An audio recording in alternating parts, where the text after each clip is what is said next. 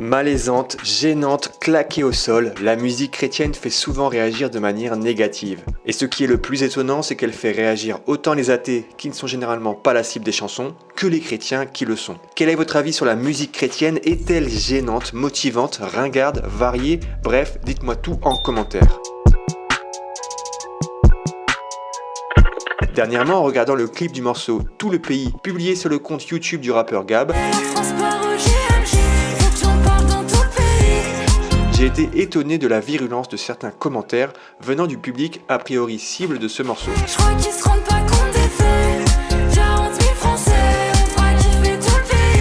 Un morceau qui se veut comme un hymne non officiel des JMJ, les Journées mondiales de la jeunesse, et qui est donc à destination des jeunes catholiques. Pourtant, en commentaire, on peut lire « Ah, hier le malaise, génération QI à 2 chiffres, pas étonnant que tout le monde se foute de notre gueule, à vomir, musique symbole de l'antéchrist, pourquoi les chrétiens on se fout la honte comme ça ?» Qu'est-ce qui pousse des gens à commenter de la sorte ? Posons-nous un instant et réfléchissons. La musique dans le milieu chrétien est sujet à de nombreux débats. C'est souvent le style de musique utilisé par les artistes chrétiens qui pose problème aux yeux du public. C'est-à-dire que dans l'esprit de la majorité des personnes, qu'elles soient croyantes ou non, la musique des chrétiens est codifiée, que ce soit dans les paroles ou de la façon d'interpréter. Autant vous dire que dans la tête des gens, musique chrétienne égale chant grégorien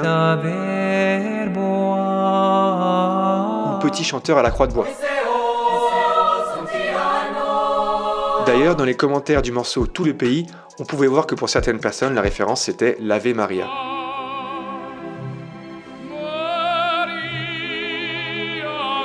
La question que l'on peut se poser, c'est est-ce que ce raisonnement est biblique?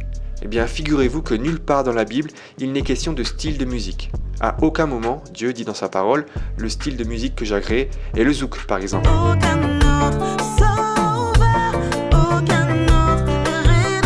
Il faut bien comprendre que la musique est un médium utilisé par Dieu pour véhiculer un message. Ce qui importe, c'est la manière dont est utilisé le médium. D'où la notion de monde, comme dans 1 Jean chapitre 2. Ce qui est mondain, c'est le message véhiculé. Est-ce que vous vous rendez compte qu'à cause de ce système de pensée très codifié vis-à-vis de la musique chrétienne, et même parfois au-delà, ça touche aussi la tradition, les coutumes, les prières, et bien même les personnes qui ne sont pas concernées, c'est-à-dire les athées, se permettent parfois de dire ce qu'un chrétien devrait écouter ou faire en tant qu'artiste, ou bien comment il devrait pratiquer. C'est fou. Et ce système de pensée, c'est nous-mêmes qui le créons, en nous limitant et en offrant aux non-chrétiens un moyen de nous caricaturer et de nous ranger dans des cases. Plus la musique chrétienne va se développer, et plus elle va engendrer des réactions excessives. D'un côté, elle est boycottée, méprisée et moquée par ceux qui ne supportent pas la foi, et de l'autre, incendiée par des gens qui la sacralisent et la codifient.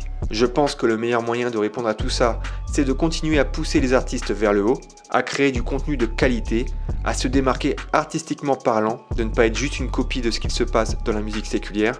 Bref, il y a un énorme potentiel et les artistes chrétiens vont continuer à impacter sérieusement le milieu de la musique dans les prochaines années. Entre la vie et la mort, j'ai choisi Dieu, pourquoi tu chuchotes? Je pars à tes paradis, en enfer, ça brûlait, on chicote. Tombé dans la dépression, mettant j'ai Dieu, voilà, j'ai rigole. En enfer, y a pas brosse, là-bas tout le monde plie la bouche. Je vous invite à réagir aux propos de cette vidéo en commentaire. Le but, c'est vraiment d'argumenter ces réponses, sinon ça sert à rien. Vous pouvez également soutenir mon travail en vous abonnant et en likant ce contenu. Je vous dis à bientôt, ciao.